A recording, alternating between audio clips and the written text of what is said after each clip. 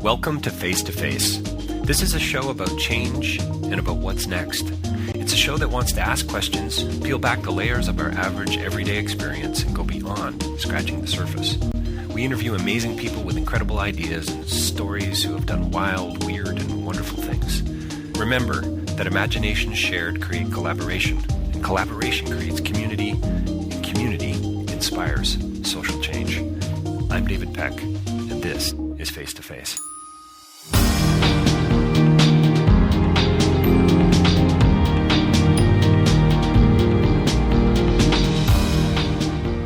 My next interview is with Ed Wilson. He's the Executive Director for the International Justice Mission here in Canada. We talk about a lot of things. We talk about violence. We talk about injustice and law enforcement models and what collaborative casework is actually all about. We talk about how does the IJM, how do we together build a safe future that's going to last, that's going to be effective, that's going to have an impact, and what does it mean to have a responsibility towards others, and how can this affect what it means ultimately for us as humans. Let me read you a quote from a book that we also talk about called The Locust Effect. Quote, "We have come to see with some urgency that criminal justice systems are indispensable for the poor, and we know from history that it's possible to build them. But we also know that building them is difficult, costly, dangerous, and unlikely. What we need, therefore, are bold projects of hope."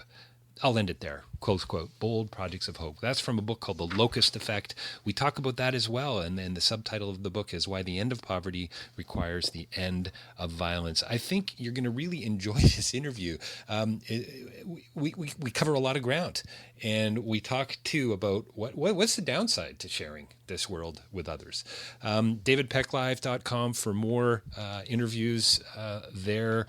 We're well over 200 now. I've got a bunch of interviews I've just recently done with filmmakers from the Toronto International Film Festival. If you'd like a copy of my book, Real Change is Incremental, you can get it there online. And if you'd like to book me for your next event, please connect with me through my website at davidpecklive.com. Coming up, Ed Wilson.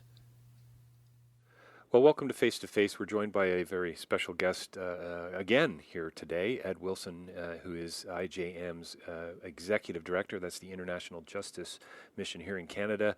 Ed Wilson is here with us today. Thanks for your time today, Ed, and for joining us. You're welcome, David. Yeah, good to chat. We've been trying to set this up for quite some time. Glad we're finally able to talk. We are finally able to talk. Your first day back from holidays, I understand. So I'll go easy on you. I'm going to go easy on you. How's that? Okay. So I've got a whole long list of things to talk about, but I think a great place to start, Ed, is why don't you just give us kind of the overview of what IJM actually is and what they do, and I mean, I could certainly read, your vision and your mission statement off your website, and for those of you who are listening and taking notes, it's IJM.ca, and we'll have that up online as well. But tell us a little bit about the organization and what you're all about. Well, as you mentioned, David, I'm the Executive Director of International Justice Mission Canada, and we are part of a global organization that comprises 6 independent organizations based in the U.S., Canada, UK, Germany, Netherlands, and Australia, who partner together to protect the poor from violence throughout the developing world. And in those locations, 17 different communities throughout Africa, Latin America, South and Southeast Asia. We partner with local authorities to rescue victims of violence. We also bring criminals to justice. We restore survivors and strengthen justice systems. And our vision is that through our partnership with local law enforcement, we will, for the sake of the poor who are typically defenseless, we will build a safe future that lasts. And so we are really looking at long-term transformation of justice systems within the developing world context. So that's what we do. Canada, as I mentioned, is a member of this partnership of organizations that functions under the mission and vision of International Justice Mission, with a shared vision, shared mission. And it's very exciting to have this opportunity that I do to be a part of this great movement that's growing throughout the world. I think what I've seen in the last 10, 15 years is a growing awareness on the part of those of us who live in the global north if I can use that expression, of our responsibility to leverage the privileges and responsibilities that we have for the sake of the protection of the poor in the developing world. I want to talk about that responsibility in a second, Ed, and why, not only why you feel it, but why you feel that we here in the global north have this almost this moral obligation to look beyond ourselves, I guess is maybe a good way to put it. Would you call IJM a development organization?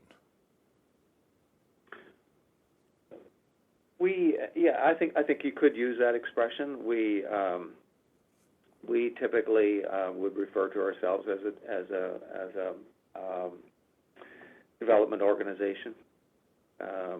We try to avoid being categorized as a human rights organization. Oh, okay. Because our focus is not so much on human rights, but although that is a knock-on effect of the work that we do, that the rights of individuals are respected and protected, but we do work in the development sector. That's correct. So that's sort of how you differentiate yourself, would you say, from, say, an Amnesty International?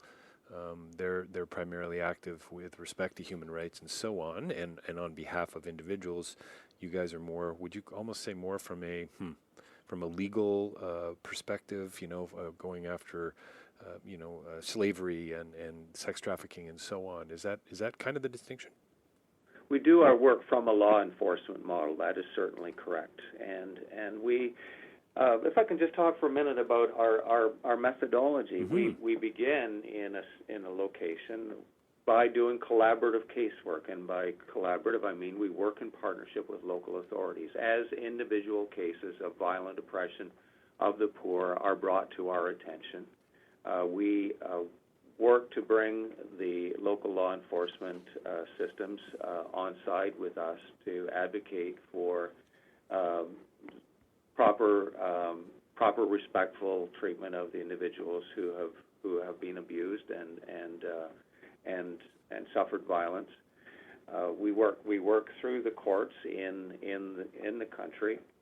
But in that process of doing collaborative casework, we're able to develop a diagnosis of where the local justice system is lacking in its effectiveness, and then propose certain improvements to the justice system, which are typically not improvements to the law, because in most cases the laws are quite good and sound in and of themselves, but they are not being enforced, or if they're being enforced at all within the country context, they are not being enforced for the poor. I mean, one of the things that we find is in the developing world context, quite often, most often, the rich are able to secure protection for themselves because they have the financial resources to pay for it. Right. They can pay for private security. But in a country where law enforcement is under-resourced, not a priority within a system that is struggling in so many other ways, the poor lack protection. Right. So we are then able, through the collaborative casework that we do, to develop a diagnosis of where the justice system needs to be strengthened. And it may be something as basic as as children in the court system being given special treatment out of regard for the sensitivity of the issues that are being processed in the court, so that children are not being re-traumatized by having to go through a trial process where they're required again to recite the details of the abuse that they suffered. So something like developing child-sensitive procedures in courts. When I'm talking about developing a diagnosis, it may be something as simple as that, or in a case like India, where bonded labor has been illegal since 1976, since the passage of the Bonded Labor Slavery Act in India, no processes were developed for recognizing that individuals were actually being treated as slaves and needed to be their mistreatment needed to be acknowledged in a legal sense, and some process needed to be developed to acknowledge their mistreatment and grant those individuals freedom from the abuse that they were suffering. And so we have collaborated with the Government of India to develop a process which involves the provision of these former bonded laborers with a release certificate to identify the fact that they are now free from the obligation under which they labored and suffered for so long.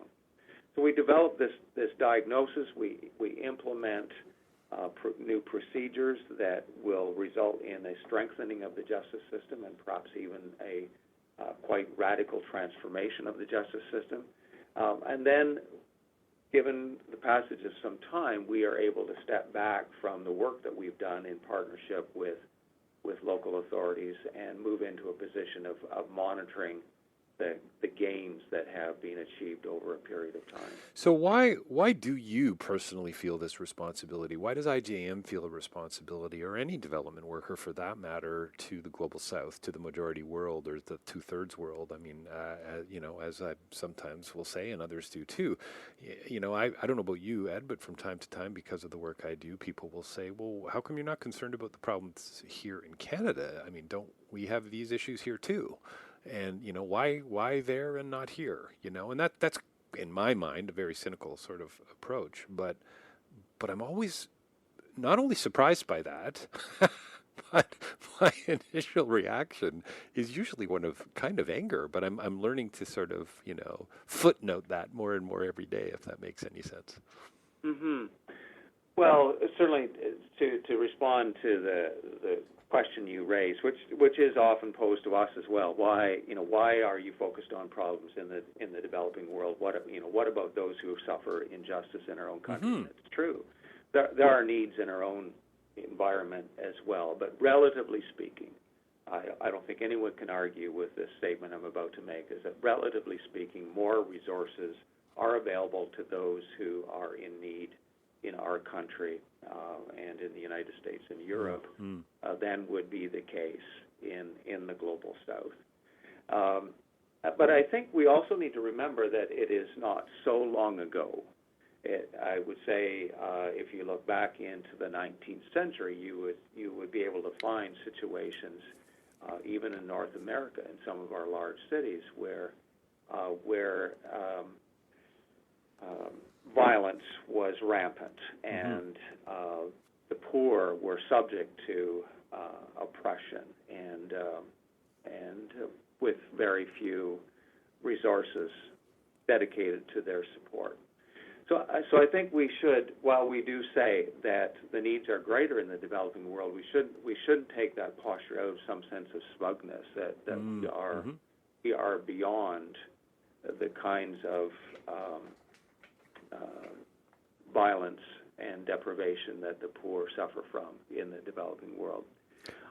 You also asked why, what motivates me. Well, yeah, what motivates, and why I love the word responsibility. I mean, I truly believe that, but I don't know that everyone does. And and having just returned from Southeast Asia and Cambodia, I'm not sure people globally have that deep of a concern for others. And yet maybe I'm wrong about that, but it doesn't seem to be playing out, it seems to me, in that way in the West. But, I interviewed somebody about volunteerism a couple of days ago, and they had nothing but good things to say about people in the U.S. and the West and how wonderful they are and how much time they give and so on. So, yeah, I'm interested to know what your thoughts are on that whole capital R responsibility notion.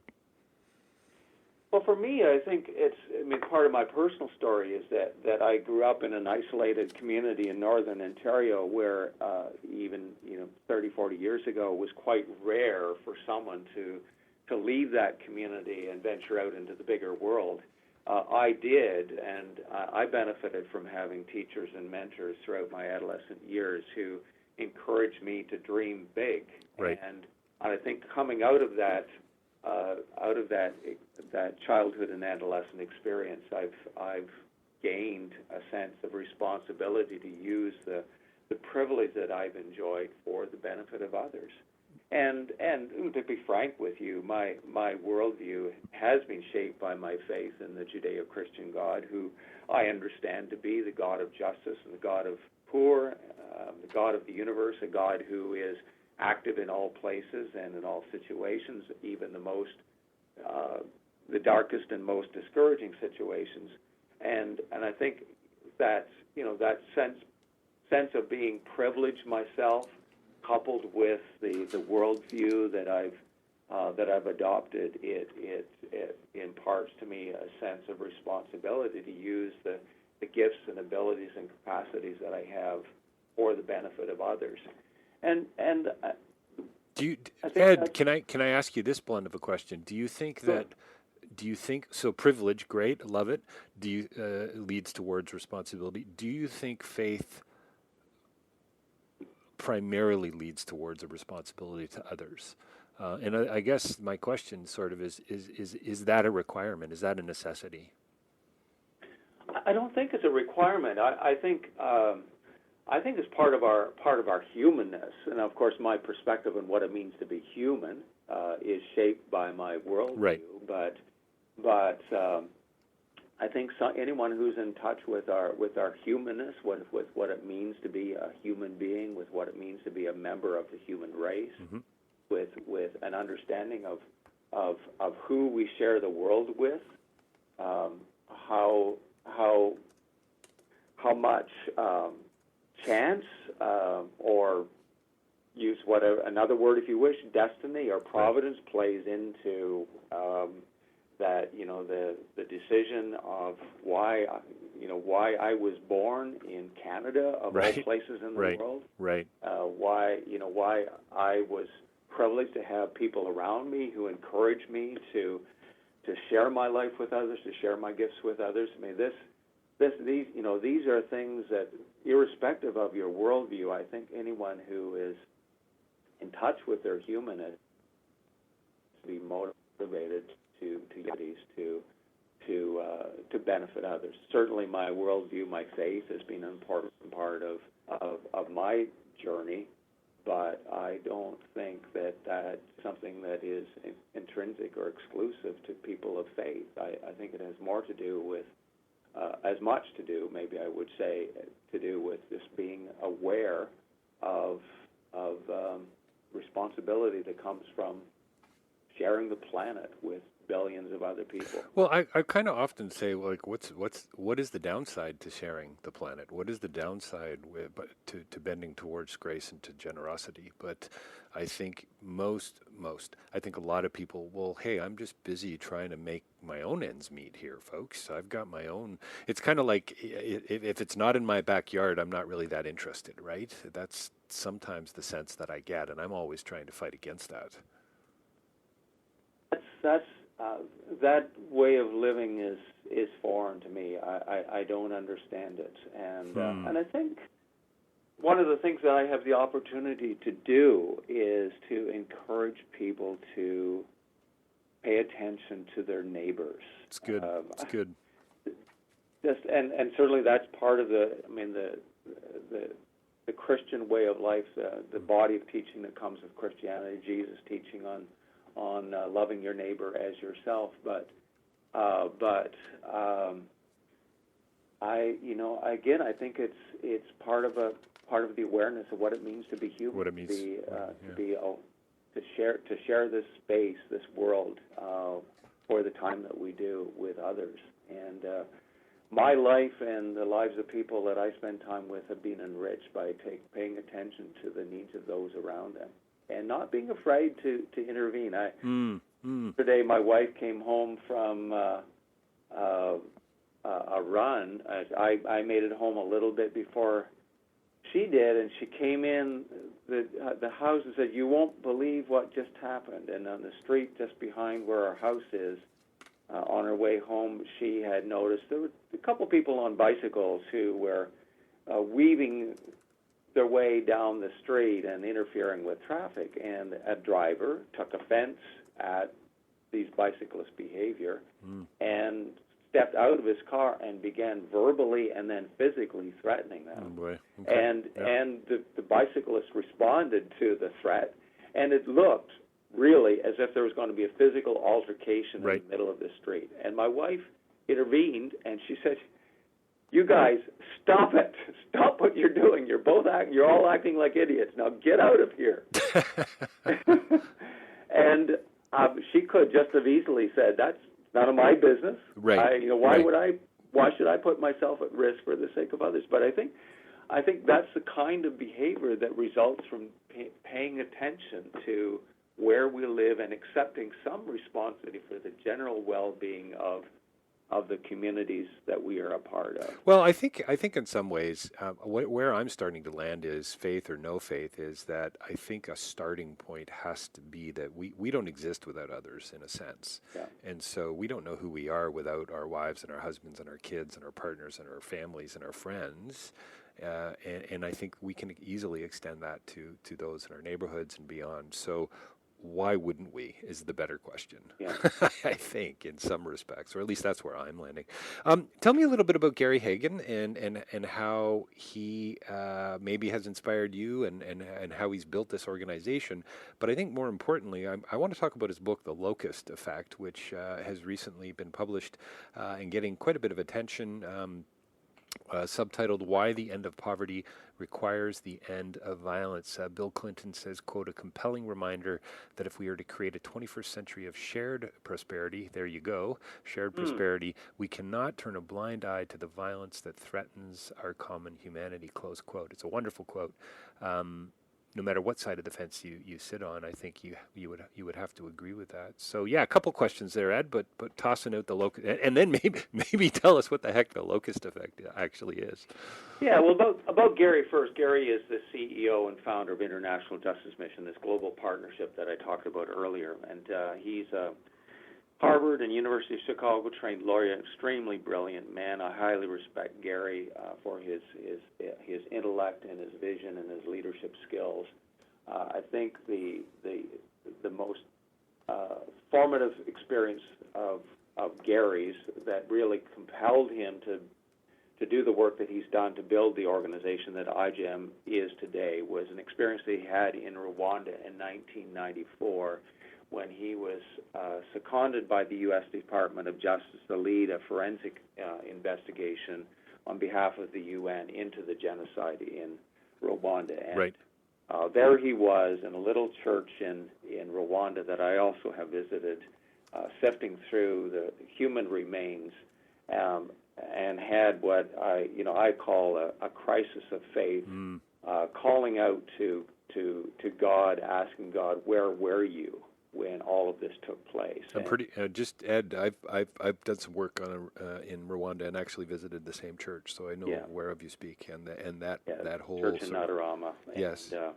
And I mean, you cannot visit that church without your emotions being torn apart. It's such a gripping, and even today, so many years later, it's such a graphic memorial to the devastation that took place at that point in Rwanda's history. But the answer that Gary heard back was more or less these words: "And where was my church?" And that's not about what did the Roman Catholic Church do, where was the church and other churches, evangelical churches, where were they when all of that took place? But in the face of ongoing violence and injustice, Gary's sense was that Christians, followers of God, and people of goodwill had a responsibility to intervene in situations like that to the extent of their ability.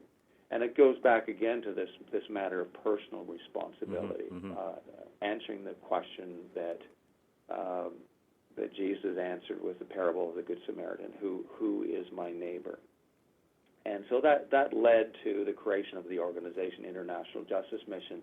And over time, the focus of the International Justice Mission has coalesced around this central theme of strengthening law enforcement systems for the sake of the protection of the poor, and a realization that the end of poverty requires the end of violence against the poor.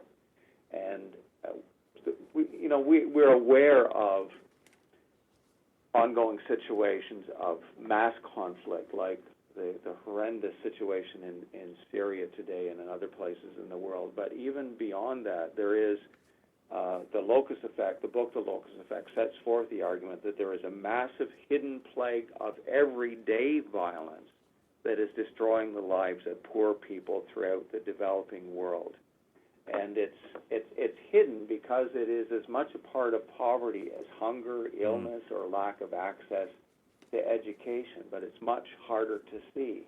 And it's everyday violence. It's expressed in criminal acts like rape and sex trafficking, forced labor, slavery, police brutality, so much so that many of the much-needed expressions of development assistance that are provided to the poor in the world lack in effectiveness because violence, this plague of everyday violence, prevents the poor from taking full advantage of those other forms of assistance. So to use an example that's far too real, a school can be, and schools are being built, and schools need to be built in countries like Afghanistan.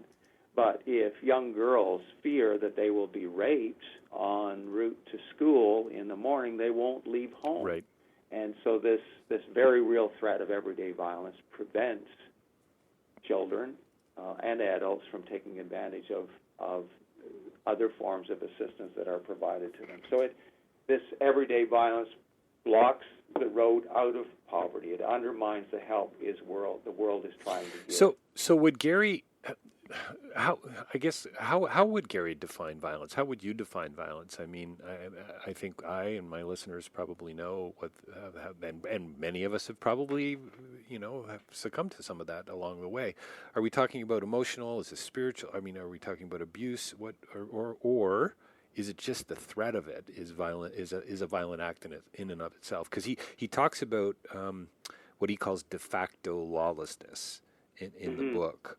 And I just wonder, is that almost, living in an ethos of just wondering when, But I think that's certainly part of the reality. But that ethos of wondering when is created by the very real factual presence of criminal violence. And so, for the sake of our discussion, I would define violence as criminal acts of violence focused primarily on the poor of this world.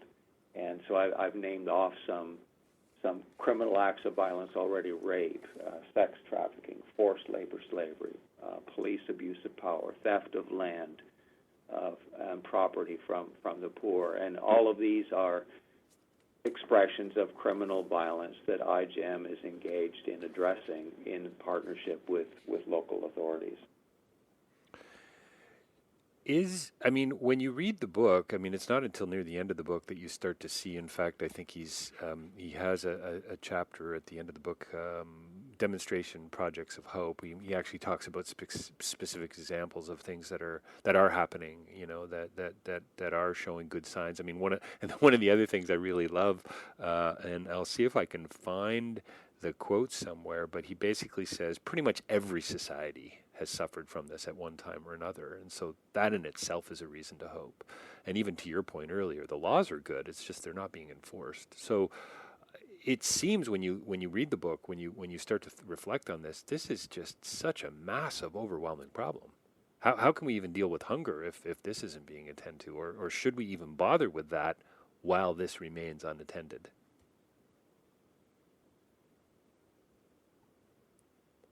You were breaking up a little bit, David. There. You might want to. Yeah. So I guess what the question really is it seems like a massive, overwhelming problem. Gary ends the book with a chapter about actual projects of hope around the world, specific examples where things are getting better, where there are good reasons to believe that change is coming. It seems like it's almost too big of an issue to take on for the individual, other than, I guess, say, writing a check. I think in terms of addressing these countrywide systemic problems of injustice, I don't think it is an individual venture, but it certainly is not insurmountable. I don't think we've really given it our best efforts yet to address the problem of everyday violence.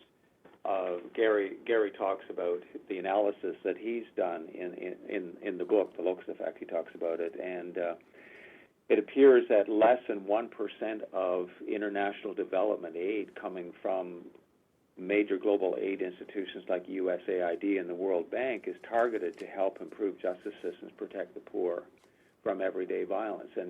And much of the aid that is labeled as aid for the strengthening of justice systems is actually focused on preventing terrorism and countering drug trafficking. Mm-hmm. So I don't believe that the world has seen yet the potential effects and effectiveness of investing in strengthening law enforcement systems.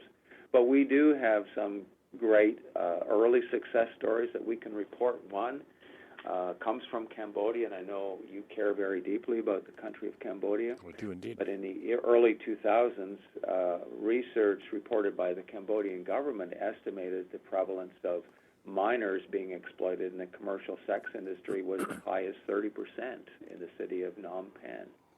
Our IJM's 2015 prevalence study found that the prevalence of minors in the commercial sex trade in the three largest commercial sex markets in the country, Phnom Penh, Siem Reap, and Sihanoukville, had dropped to 2.2% from perhaps as high as 30% in the early 2000s, with minors 15 years and younger making up less than 0.1% of the sex industry. So this represents a 73% reduction in the presence of minors in just 3 years since we conducted a previous prevalence study in 2012. And so we're very encouraged by what we've seen in Cambodia. It's certainly not anything that IJM can take sole credit for. We've worked as a partnership, as a member of a partnership of organizations focusing on the issue of sex trafficking of minors. And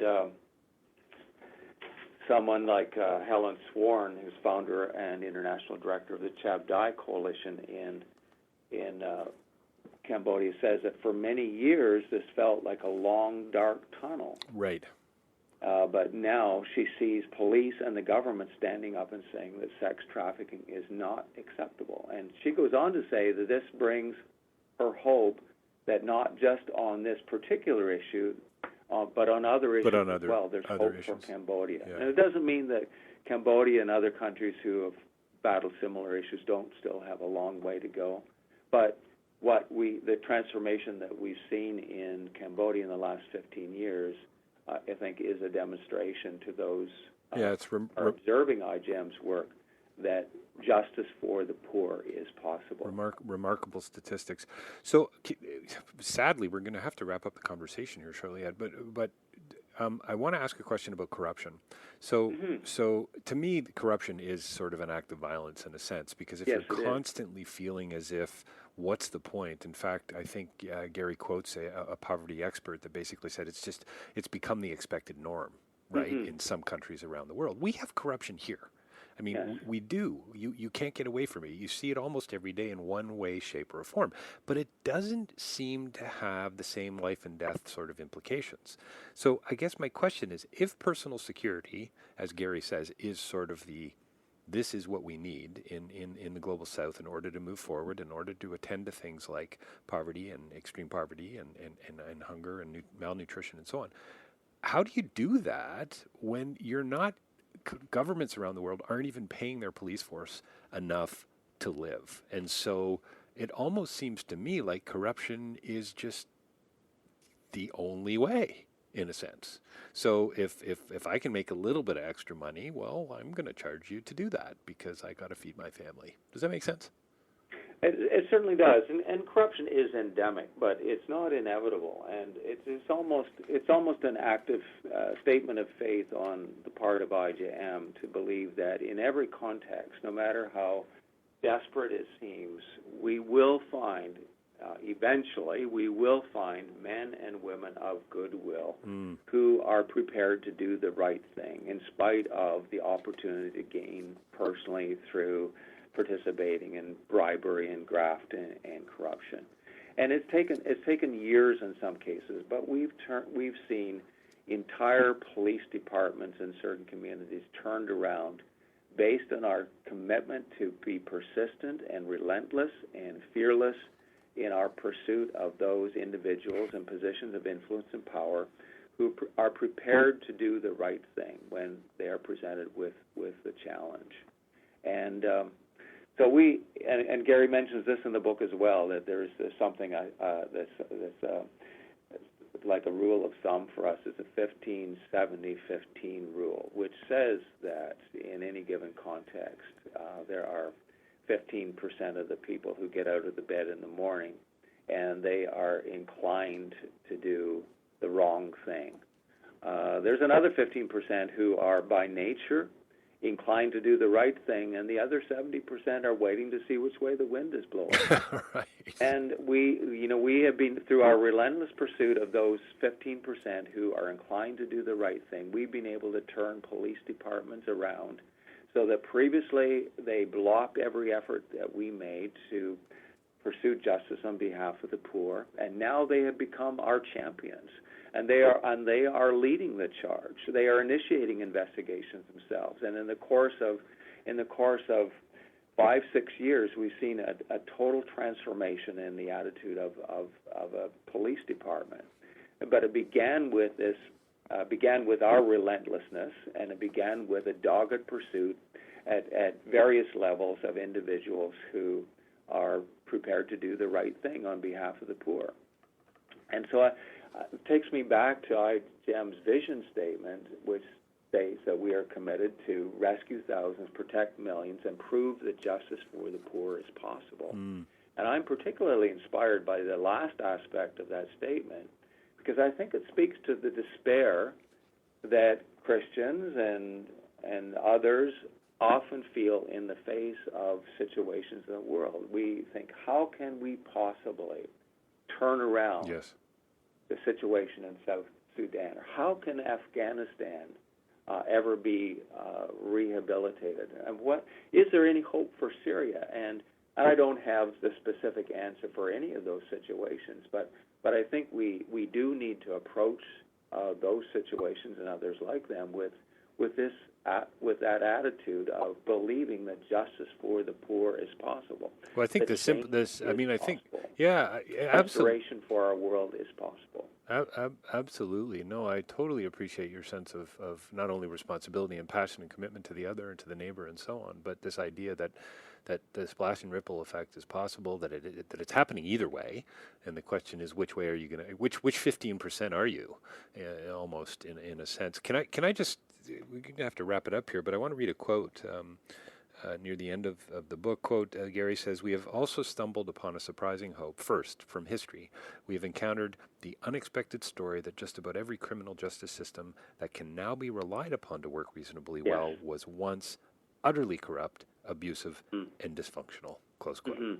I mean, I think, how can you not be hopeful? In some respects, when you know that, when you say, well, yes, it's a bit of a mess, folks, but that doesn't mean you just roll over and go back to sleep. That's right, and my understanding of biblical justice, and as we've mentioned already, I'm a person of faith. I follow the teachings of Jesus Christ to the best of my ability. I take guidance from the Judeo-Christian scriptures. My understanding of justice is that I can simplify it with these words. It's about doing the right thing in public. And too often, I think, faith and religion and ethics have been turned into matters of private morality. And private morality is important. I think we ought to care about what I do in secret as well. But our world will be changed as more and more of us determine to do the right thing in public. And it's accepting the responsibility that we've spoken about earlier to my neighbors, the people that I share this world with.